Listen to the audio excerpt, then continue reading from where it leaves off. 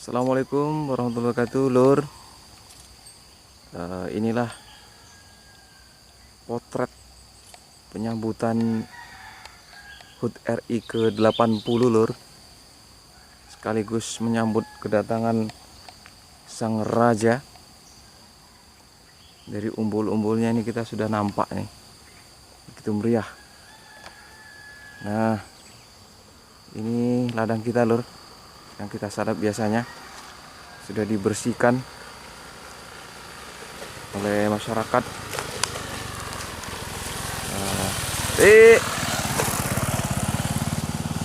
Nah, ini umbul-umbulnya sudah dipasang. Yang listrik sudah dicat dengan merah putih, Lur. Paritnya sudah bersih. Nah, ini salah satu bukti kesolidan masyarakat ya dalam penyambutan HUT RI, Lur. Oke, Lur, kita balik lagi ke ladang. Nah, kita juga sudah mulai bersih-bersih di sini. Nah, sudah kita rambah juga ini. Sudah nampak ini, Lur. Sudah nampak terang.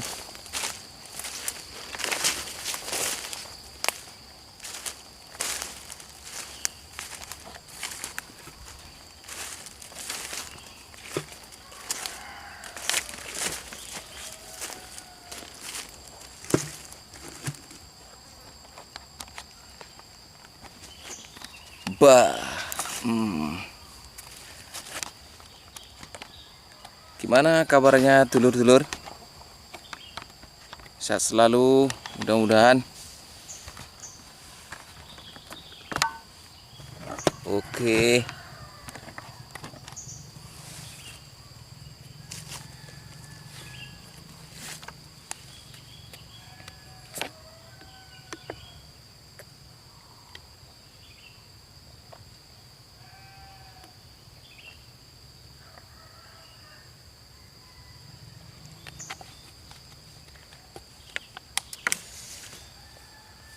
Sambil menunggu pencukaan karet, kita ngobrol-ngobrol lah, Lur, seputar kemerdekaan, Lur. Nah, saya sudah siapkan dari rumah karya-karya para tokoh yang membahas seputar kemerdekaan. Kita awali, Lur, dengan buku yang pertama, Lur. Nah, karena tema saat ini yaitu HUT kemerdekaan ke-80, kita bahas ini, Lur. Buku yang sudah kita tadaburi pada minggu dan bulan yang telah lampau. Bukunya adalah Indonesia bagian dari desa saya. Sepertinya kita sudah mentadaburi chapter ke-10 tentang urgensi pendidikan. Nah, ini kita masuk ke chapter ke-11, yaitu lanjutan dari chapter ke-10 tentunya. Judulnya Kiai harus seniman. Salah, ini yang ke-12, Lur. Yang ke-11 itu miskin pola ekspresi, salah satu masalah anak-anak muda kita. Nah, 11 ini tentang anak-anak muda ya, yang memiliki ekspresi. Nah, di sini tulisannya miskin pola ekspresi, salah satu masalah anak-anak muda kita. Pada chapter ke-11 ini, penulis buku Indonesia bagian dari desa saya merangkum peristiwa-peristiwa yang terjadi di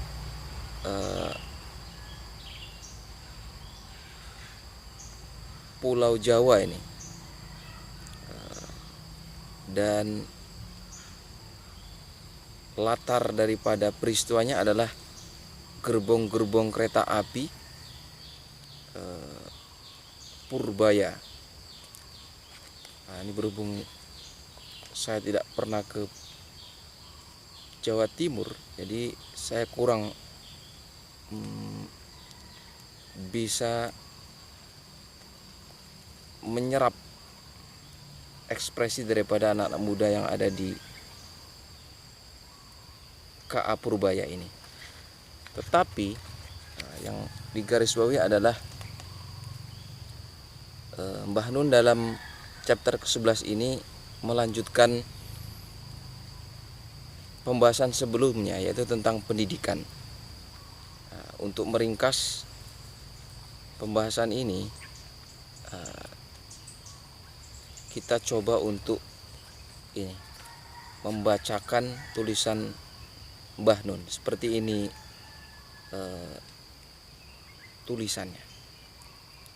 Anak-anakmu bukanlah anak-anakmu, mereka adalah putra-putri kehidupan. Kau bisa berikan kasih sayangmu, tetapi tidak pikiranmu. Demikian Khalil Gibran, penyair Lebanon, berkata, ini soal hakikat kemanusiaan, harkat murni manusia sebagai individu dan masyarakat berkewajiban membesarkan dan mendidik anak. Kemudian Mbah Nun mengutip sebuah, ini sepertinya hadis yang sudah diterjemahkan. Seperti ini bunyinya. Kamulah orang tua yang menentukan apakah anakmu akan menjadi Islam atau Nasrani. Ada seorang ustadz yang pernah saya dengar ketika berceramah seperti ini juga loh. Ini ya penyampaiannya. Kullu mauludin yuladu ala fitrah fa abawaihi yuhawidani aw yunasirani aw yumajjisani. Nah, gitulah kalau tidak salah sang ustadz itu menyampaikan, yang intisarinya tidak jauh daripada apa yang ditulis oleh Mbah Nun. Kamulah orang tua yang menentukan apakah anakmu akan menjadi Islam atau Nasrani. Namun esensial anak itu adalah milik dirinya sendiri. Dilahirkan oleh alam, oleh Tuhan, melewati ibunya di atas tanah kebudayaan. Pernikahan kedua orang tuanya, ibu dan tanah itu berkewajiban memberikan cinta hatinya, namun pikirannya itu adalah hak dirinya sendiri sepenuhnya. Kemudian ditulis di sini, orang tua boleh mencintai anaknya dengan cara memberikan landscape, pengetahuan dan isi-isi untuk bahan pemikiran anak itu, tetapi tidak sampai membuat pikiran-pikiran orang tua itu menjadi pikiran anaknya. Nah, ini adalah bentuk sebuah kemerdekaan dalam dunia pendidikan yang seyong-yangnya dilakukan oleh para orang tua, tenaga didik, maupun ini para penggiat sosial. Jadi kemerdekaan pada diri anak itu tidak boleh dibelenggu oleh pikiran-pikiran orang tuanya, sehingga anak menjadi terkungkung, terpenjara oleh keinginan atau cita-cita orang tuanya. Padahal setiap anak tentunya memiliki cita-cita yang berbeda dengan orang tuanya. Nah, kita ambil contoh saja. Ada kasus yang mewajibkan atau mengharuskan anaknya harus menjadi A misalkan, harus menjadi B, harus menjadi C. Padahal secara bakat dan ketertarikan sang anak itu memiliki kecenderungan untuk menjadi C misalkan. Nah, itulah sebuah tadabbur dari chapter ke-11 ini. Tetapi sedulur harus membaca ini lor. Miskin pola ekspresi salah satu masalah anak-anak muda kita ini dengan rinci lor ya, sehingga dapat ini gambaran daripada ini psikologis yang ada dalam ini jiwa-jiwa anak muda ketika itu. Nah, ini ditulis oleh Mbak Nun di sini. Selanjutnya Mbak Nun juga ini lor,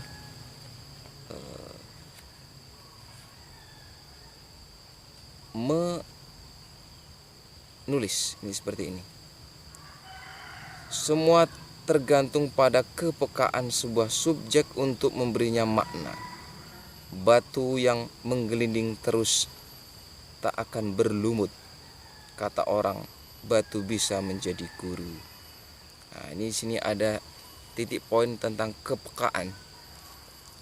Kepekaan yang seharusnya dimiliki oleh orang tua, oleh tenaga didik maupun pemimpin. Kemudian Mbak Nun di sini juga menulis bahwa guru di sini tidak hanya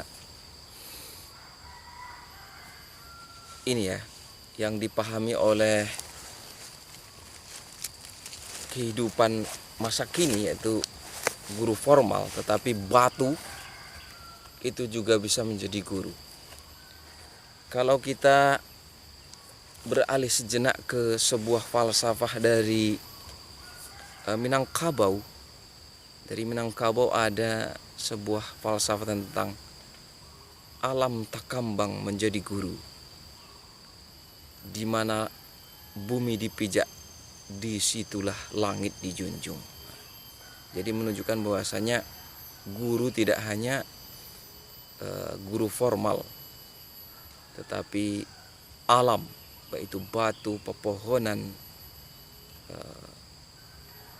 tumbuh-tumbuhan bisa menjadi guru.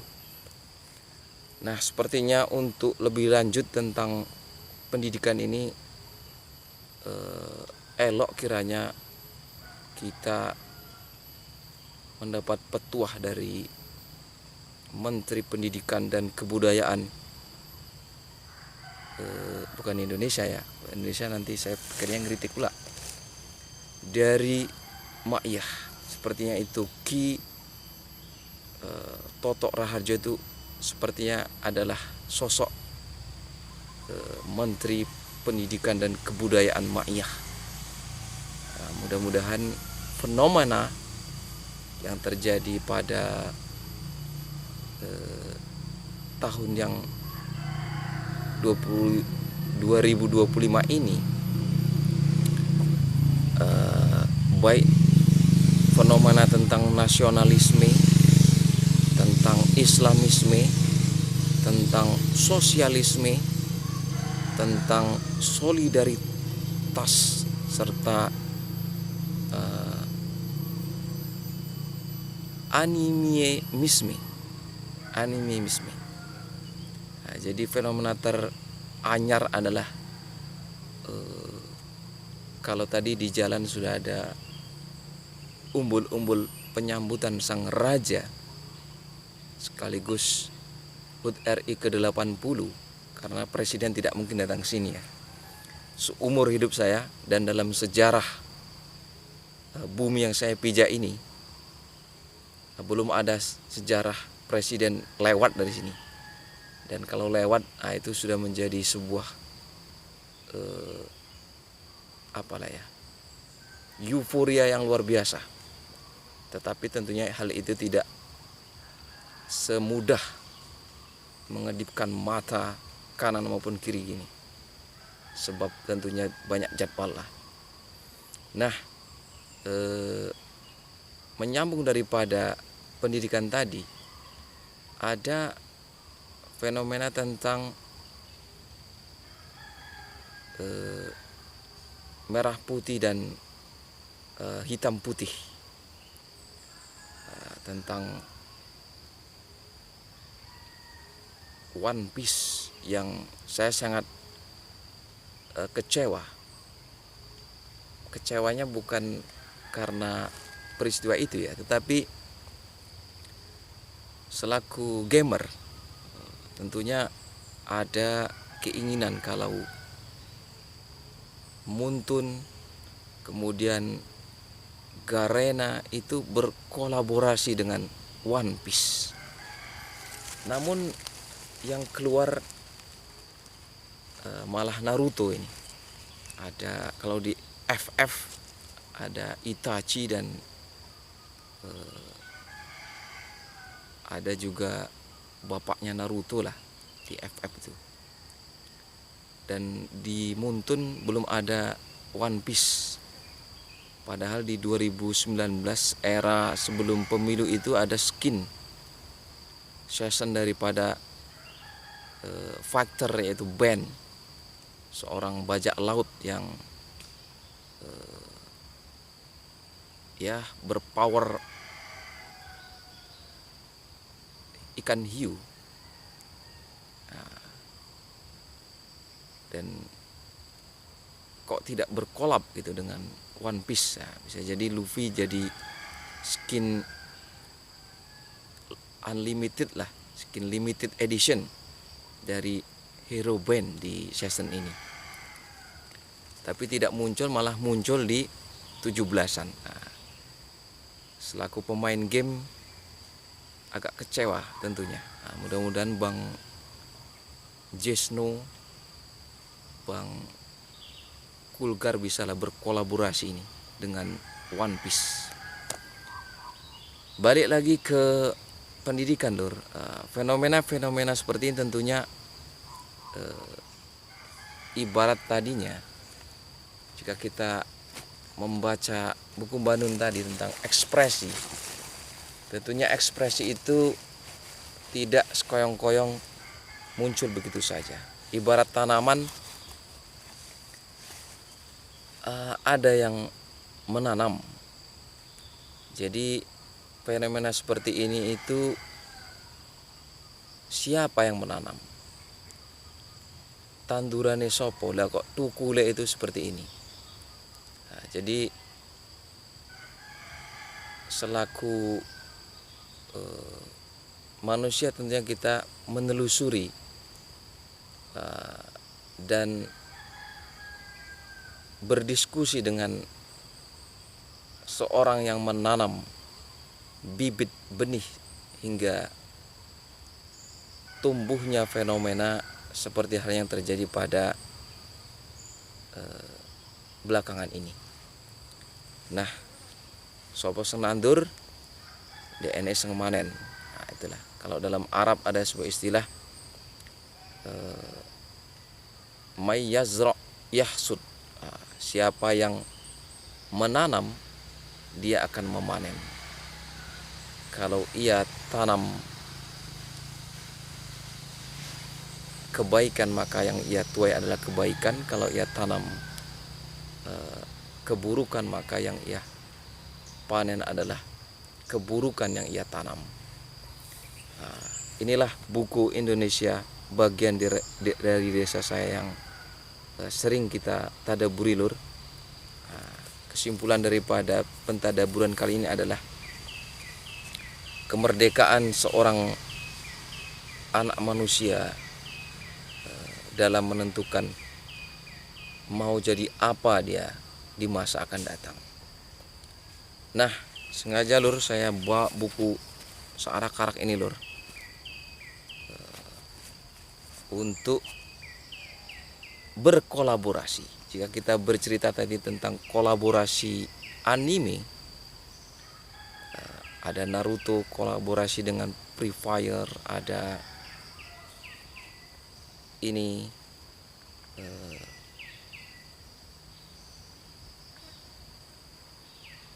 berbagai inilah anime yang berkolaborasi seperti Demon Slayer di season sebelum Naruto inilah pada berkolaborasi. Maka saya juga akan berkolaborasi antara maksudnya bukan saya, pembahasan berkolaborasi antara Indonesia bagian dari desa saya. Hanya ada buku pendatang baru lor, Khalil Gibran Wasiat Sang Penyair. Kita baca dulu lalu. Tadi sudah saya tandain. Nah, ini bagus kiranya untuk kita dengar lor. Ini catatan Khalil Gibran, New York, Minggu 1 Juni 1924. Nah, begini tulisannya lor. Terlalu banyak pujian itu menyakitkan, dipuji melebihi apa yang sebenarnya akan sangat menyakitkan. Jika engkau ditawari perak, tentu tidak enak menyebutnya kuningan atau emas. Yang kau inginkan adalah menemukan orang-orang yang berkata, ya, ini adalah perak, karena benda itu benar-benar perak adanya. Pujian itu sangat kuat, tetapi bila menyebutnya emas, hanya membuatmu benar-benar merasakan betapa jauhnya engkau dari emas. Ini membuatmu jatuh tanpa harapan di depan ketinggian yang tidak akan pernah didaki. Nah, itu lur, tentang objektivitas lah kalau ini lur, inti daripada tulisan Khalil Gibran lur. Lanjut lur. Selanjutnya kita masuk juga lur ke buku Islam dan Sosialisme karya Haji Umar Said Cokro Aminoto, juga seputar tentang kemerdekaan. Begini pembahasannya lur. Pada sebelumnya kita sudah bahas tentang Islam dan sosialisme. Kemudian ada di sana dasar Islam atau argumentasi dari Al-Quran dan Sunnah An-Nabawiyah tentang sosialisme. Nah ini Haji Umar Said Cokro Aminoto menggagas 3 poin sosialisme menurut pandangannya. Islam dan anasir-anasir sosialisme. Yang pertama itu kemerdekaan, yang kedua persamaan, yang ketiga persaudaraan. Nah, ini sangat matuk sekali lor dengan kemerdekaan di Indonesia. Kemudian juga HUT kemerdekaan ke-80 ini lor. Tiap-tiap orang Islam tidak harus takut kepada siapa atau apapun juga, melainkan diwajibkan takut kepada Allah saja. La haula wa la quwwata illa billah. Tidak ada pertolongan dan kekuatan melainkan daripada Allah belaka. Iyyaka na'budu wa iyyaka nasta'in. Hanyalah Tuhan saja yang kita sembah dan hanyalah Tuhan sendiri yang diminta pertolongan, yang kita minta pertolongan kepadanya.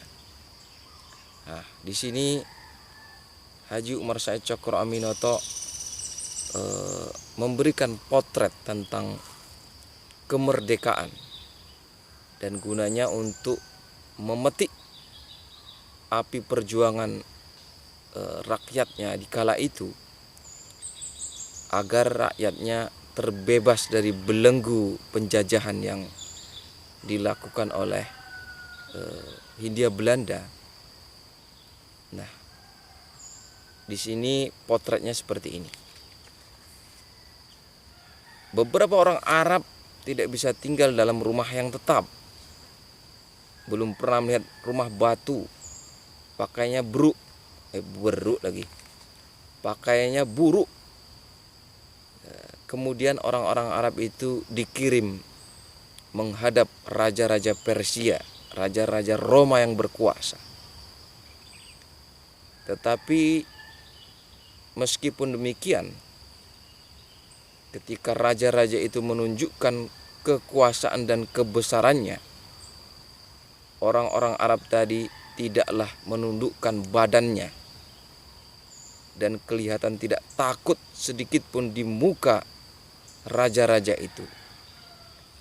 Sesungguhnya di dunia ini tidak ada barang sesuatu yang menakutkan mereka. Nah, itu yang dikisahkan oleh Haji Umar Syekh Cokro Aminoto.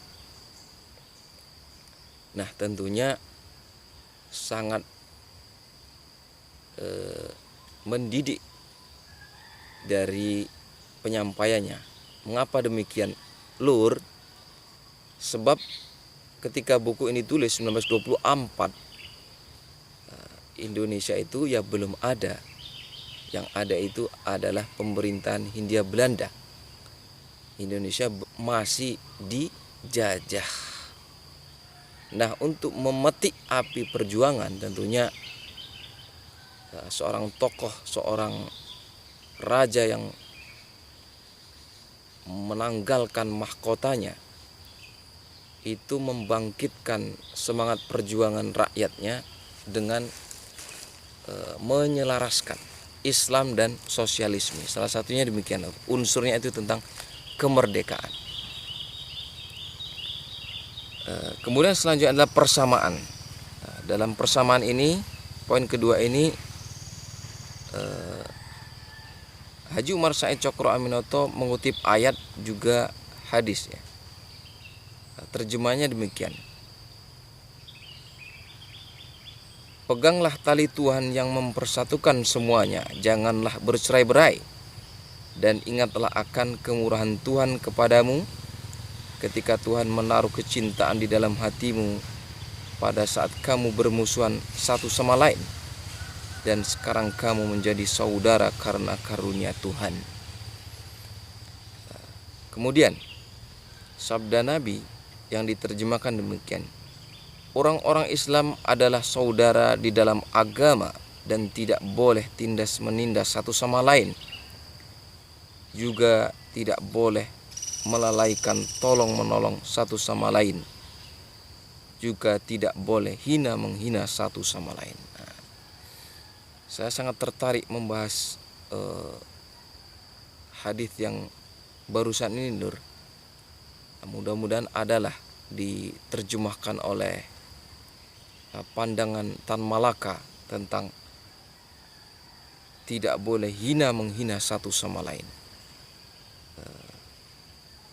Dua argumentasi tersebut dijadikan sebagai pondasi dalam membentuk persamaan ya, antara sesama umat manusia.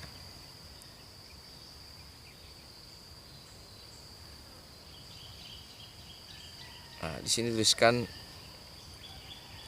tentang persamaan kaum muslimin pada zaman dulu, bukan saja semua menganggap diri mereka sama, tetapi mereka menganggap semua merupakan satu kesatuan di antara orang-orang muslimin. Tidak ada sesuatu perbedaan yang manapun juga macamnya. Dalam pergaulan hidup bersama di antara mereka tidak ada perdebatan derajat dan tidak ada pula sebab-sebab yang boleh menimbulkan perbedaan kelas. Tentang hal ini Khalifah Sayyidina Umar radhiyallahu anhu sangat tegas.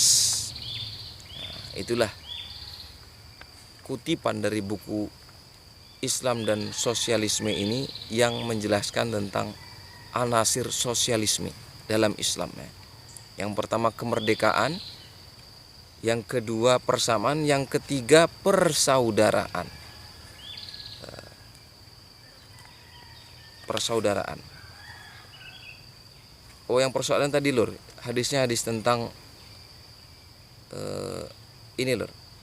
Barang siapa tidak cinta kepada makhluk Tuhan dan kepada anak-anaknya sendiri, Tuhan tidak akan mencintai dia. Tidak seorang mempunyai kepercayaan yang sempurna sebelum ia mengharapkan bagi saudaranya barang apa yang dia mengharapkan bagi diri sendiri. Oh, inilah poinnya, Lur. Kalau tentang persamaan tadi tidak ada ini, Lur, ya.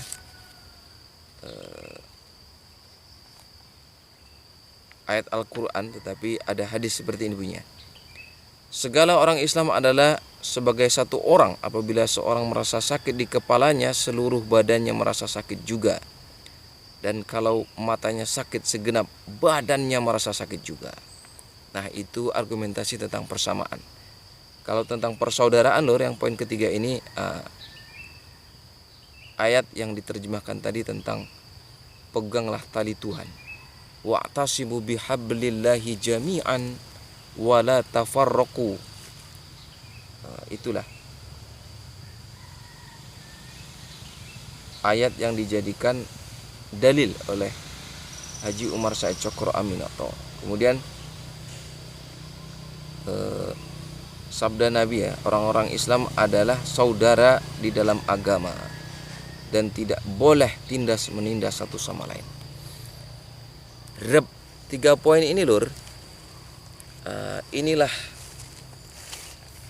keistimewaan seorang tokoh yang peka dengan keadaan, kondisi, latar belakang, peta kehidupan, serta arah yang akan ditempuh. 5 poin ini dimiliki oleh seorang Haji Umar Said Cokro Aminoto. Haji Umar Said Cokro Aminoto menyetuskan sebuah gagasan 3 poin penting: kemerdekaan, kemudian persamaan, kemudian persaudaraan. 3 poin ini semata-mata untuk memetik api perjuangan yang seharusnya menyala di hati para pejuang, rakyat, dan orang-orang yang dijajah, yang tinggal di bumi Nusantara ini. Haji Umar Said Cokro Aminoto meramu. Ibarat jamu, dicarilah kencur, dicarilah temulawak, dicarilah mungkin kapulaga, jahe, gula merah, diracik dijadikan jamu, sehingga rakyatnya diberikan jamu itu, badannya sehat, pikirannya sehat, timbul api perjuangan, sehingga rakyatnya terbebas daripada belenggu penjajahan Hindia Belanda. Nah, itulah arah daripada tujuannya. Nah, untuk saat ini sosialisme Anasir 3 tadi, kita tentunya boleh saja merelevansikan dengan kondisi dan kontekstual di era, katanya era AI ini ya. Bisa kita tambahkan atau kita buat anasir sosialisme itu, yang pertama kemerdekaan, kemudian kepekaan, kemudian persaudaraan. Nah, untuk persamaan tadi bisa kita karena kita sudah sama lur. Amete ngomong, kita sudah sepakat baik Sumatera, Jawa, Sulawesi, Kalimantan, Papua, dan pulau-pulau kecil lainnya sepakat dengan Negara Kesatuan Republik Indonesia. Selesai. Nah, yang belum selesai adalah kepekaan. Nah, di sini kita bisa tambahkan, bukan untuk mengcancel persamaan yang dicetuskan oleh Haji Umar Said Cokro Aminoto, tapi menambahkan. Jika dalam tauhid yang digagas oleh salafus soleh ada tauhid uluhiyah, ada tauhid rububiyah, ada juga asma wa sifat. Nah, mungkin kita juga bisa merelevansikan dengan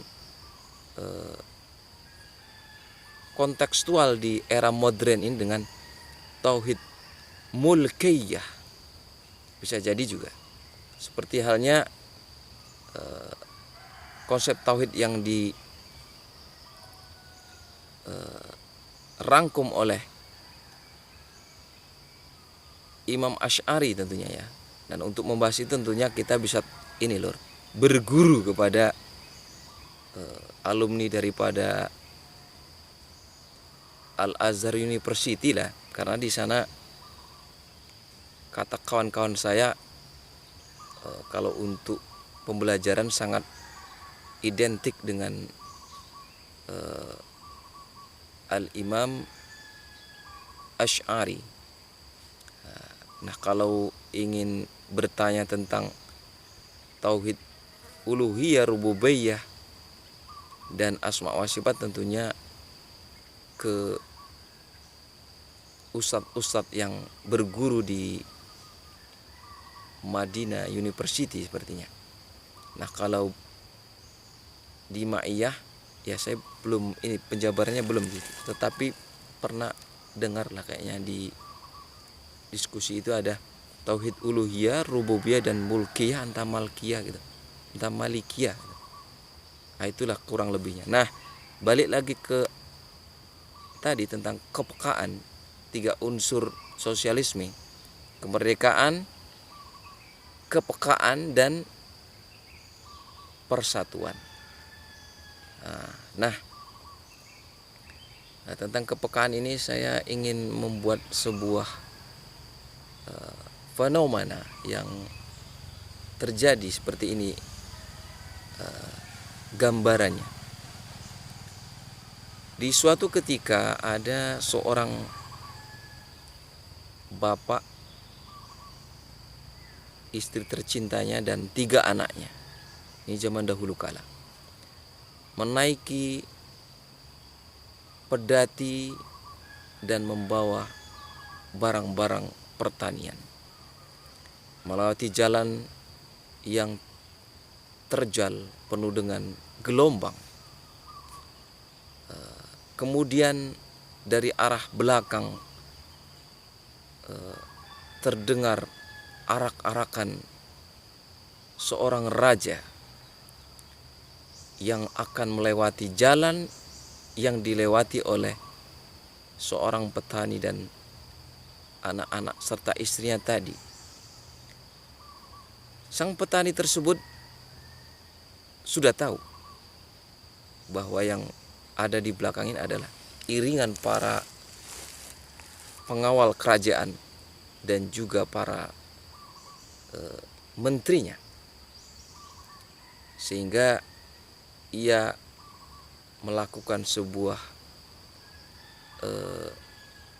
adegan drama seolah-olah hoyek-hoyek seperti itu loh, untuk menarik perhatian sang raja. Meminggir dari posisi jalan yang seharusnya memang tidak dilewati rakyat jelata. Nah, sebab yang akan lewat adalah sang raja. Nah, setelah sang raja lewat, maka sang raja tidak menampakkan wajahnya. Fawalli wajhaka syatrul masjidil haram. Nah, itu kalau ayat Al-Quran. Tapi sang raja tidak melihat ke sang petani dan anak-anaknya tadi. Nah, kalau sekarang hanya ngetin alur, ibaratnya tin nah, gitu. Tinnya ini tentunya membuat sang petani tadi merasa iba, di mana kepekaan sang raja. Sang petani tadi memang tidak ingin diberi oleh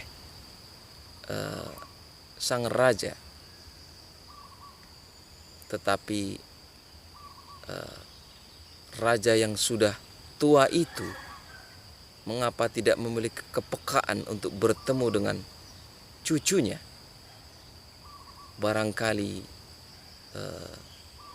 sang cucu di kemudian harinya akan mencatat bahwa dirinya pernah bertemu dengan sang raja. Nah, kalau sang petani tentunya sudah sering bertemu dengan sang raja. Dalam peristiwa tersebut, sang raja melaju kencang, melacui kuda pacu yang menggiring gerobak kereta kencananya. meninggalkan debu-debu di belakangnya hingga tak terlihat bayangan serta ringkikan kuda daripada para pengawal sang raja. Nah, itu adalah sebuah kepekaan. Nah, jika sudah hilang kepekaan dari sang raja, maka kepekaan itu mohon kiranya ditumbuhkan. Sebagaimana seorang presiden tentunya memiliki kepekaan tentang apa yang dialami oleh rakyatnya. Mengapa rakyatnya belum mencapai derajat kemuliaan? Tentunya menjadi responsibility, jadi tanggung jawab seorang presiden. Karena dalam konsep Islam tentunya sumpah yang diucapkan oleh pemimpin adalah sebuah amanat yang akan dipertanggungjawabkan ketika bertemu dengan Ilahi Rabbi. Bukan berniat untuk menggurui lur, tetapi kepekaan tadi adalah sebuah barang mahal yang di era kontemporer ini sudah mulai luntur dari muka bumi. Baik lur, untuk menutup perjumpaan kita tutup dengan buku karya Buya Hamka ini lur, Falsafah Hidup, tentang keberanian. Tentang keberanian yang ditulis oleh Buya Hamka.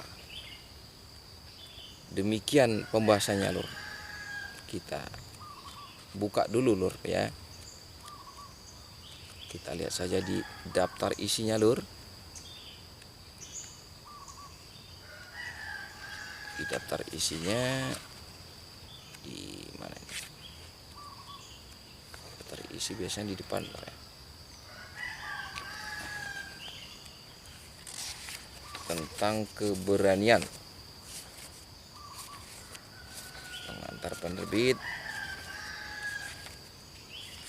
Nah, ini daftar isi. Berani 245.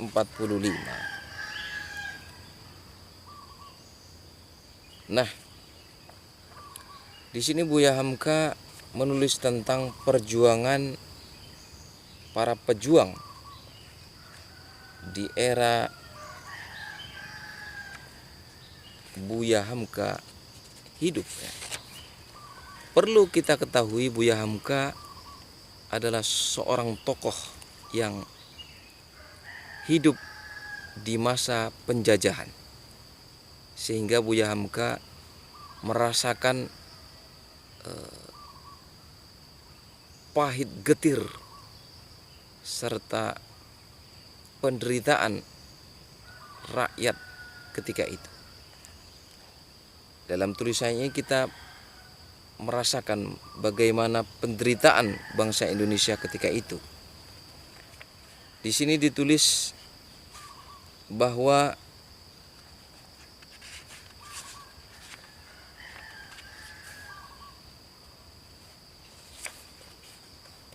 buah daripada keberanian yaitu mencapai kemerdekaan.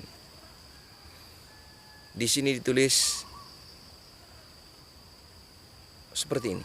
Orang boleh mencatat bagaimana Raja Bali menyuruh seluruh keluarganya membunuh diri dan menyerahkan emas, perak, dan intan berliannya di hadapan musuh yang kejam itu. Tetapi musuh itu tentunya tak dapat menguasai diri raja dan keluarganya. Jadi di sini tulis ada seorang raja dan keluarganya yang melakukan bunuh diri dengan cara membakar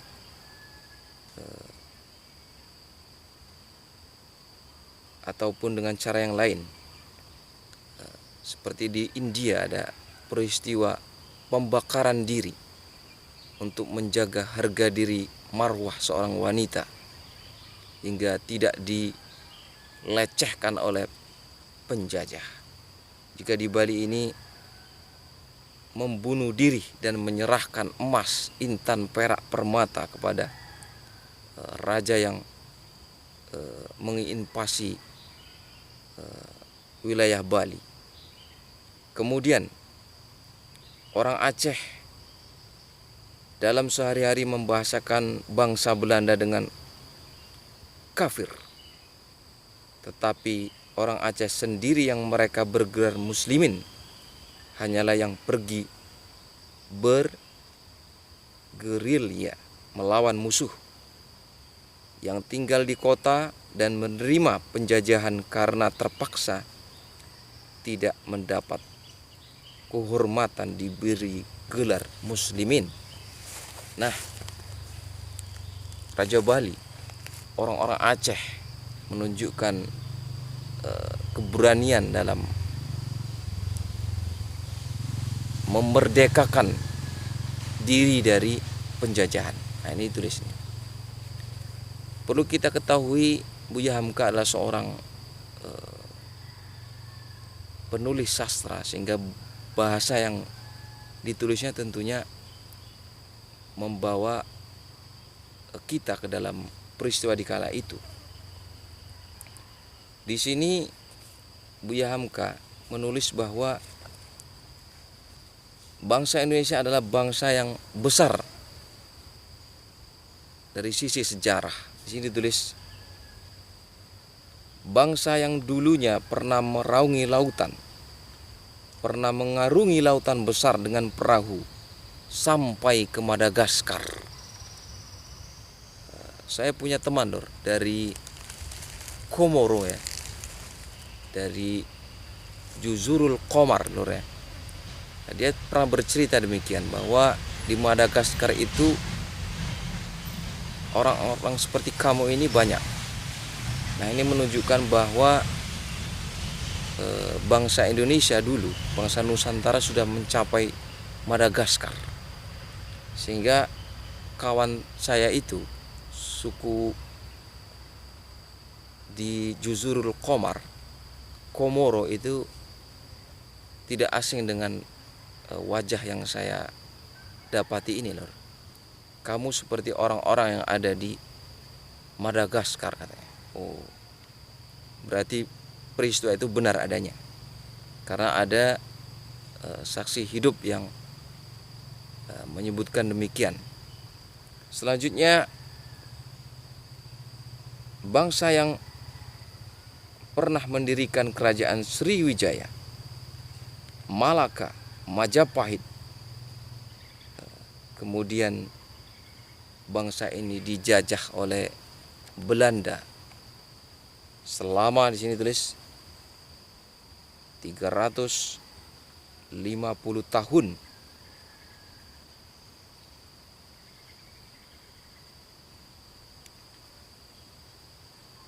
Kita dijajah oleh Belanda, dan ini untuk berita terbaru ingin diperbaharui oleh Menteri Pendidikan dan Kebudayaan. Nah, ini Buya Hamka menulis dalam buku Falsafah Hidup ini dijajah dalam kurun waktu 350 tahun. Nah, ini mungkin mau direvisi jadi berapa tahun, saya tidak mengikutinya. Selanjutnya Buya Hamka juga menulis di sini peran daripada pemuda yang menyertai para tetua-tetua dan tokoh-tokoh tua. Seperti halnya di sini disebut ada Insinyur Soekarno, kemudian ada Muhammad Hatta, ada juga Cipto Mangunkusumo. Nah, kemudian disertai dengan para pemuda yang mendesak Soekarno dan Hatta untuk mendeklarasikan dan mengumumkan kemerdekaan pada tanggal 17 Agustus 1945. Nah, ini untuk lebih detailnya, mantap kiranya kalau sedulur sanak-sanak membaca buku ini lur, Falsafah Hidup daripada karya Buya Hamka ini di chapter berani. Buah daripada keberanian adalah kemerdekaan. Nah, begitulah intisari daripada penulisan buku ini. Baik lur, 4 buku sudah kita baca-baca dikit-dikit. Mudah-mudahan ini menjadi sebuah rasi bintang yang menjadi pedoman ya lur ya, kemana arah daripada bangsa Indonesia yang besar ini setelah merdeka. Mudah-mudahan dengan mengkolaborasikan antara 4 buku tersebut, sedulur saya dan sanak-sanak semuanya mendapatkan sebuah rasi yang menjadi arah bagi kita untuk melangkah ke depan. Kalau ada jarum yang patah jangan disimpan di dalam peti. Kalau ada tutur kata yang salah mohon kiranya dimaafkan dan dimengerti. Sebentar lagi kita akan merayakan HUT kemerdekaan yang ke-80 lur. Tetap semangat, meskipun harga karet di hari besar itu tradisinya turun, seperti kemarin itu turun Rp300 dari 94 jadi 91. Tapi itu bukan masalah besar. Masalah besar adalah ketika bangsa Indonesia ini kembali dijajah. Jangankan 9.100 lur, Rp1 pun kalau sudah dijajah, kemana karet itu mau dijual? Terima kasih sanak sedulur. Saya sudah kenal salam. Assalamualaikum warahmatullahi wabarakatuh.